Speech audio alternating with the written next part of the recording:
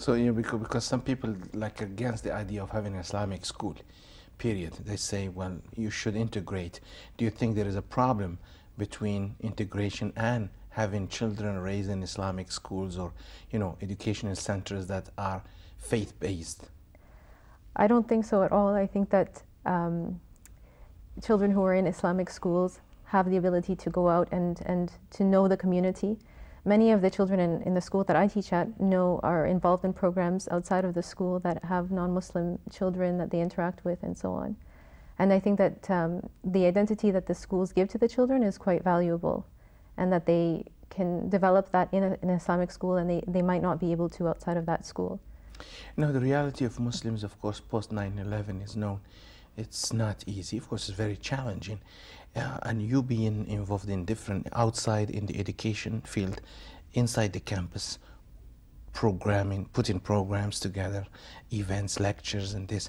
Now, do you think after 9/11, organizers or leaders are more focused on specific messages versus before 9/11, it was like very broad, very wide?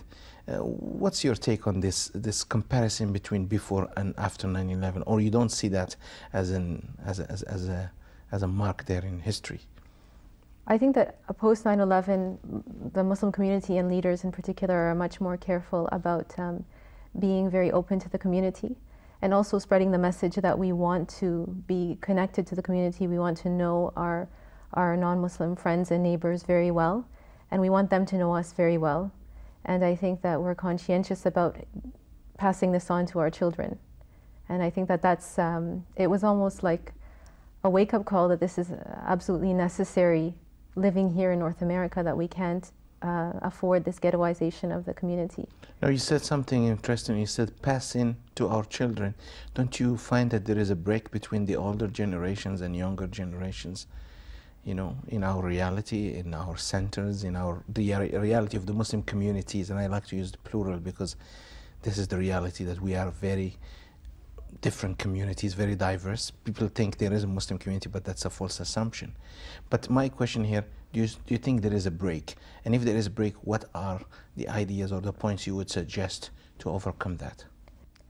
I think that there definitely is a break between the youth and the older generation. And I think that what needs to happen is we need to create forums where we can share ideas and our thoughts and our feelings, and we need to be open to hearing one another. This is critical, because if we're not, then the youth will close up and they won't want to share their ideas, they won't get involved. We need these forums in our institutions. And also less fear of criticism. Definitely, we need to, as older people need to feel that when they're not challenged, but that the youth want to help and to contribute. Yeah, indeed. And also that goes, also it's true for men and women gender relations, that when women are talking and asking or demanding their rights, men shouldn't be feel like intimidated. They are actually asking a right that God has given them. Yes. Asma, you have really brought a lot of ideas that we should expand on in the future. I thank you for being with us in Faith of Life today. You're welcome. It's a pleasure to have you, and we will have you in the future, inshallah. Dear viewers, we have discussed a very important topic, and we wish, inshallah, if you have any comments or suggestions, that you email us at the email at the bottom of the screen, info@faithoflife.net. Until next time, I wish you all the best. Assalamu alaikum. Peace be with you.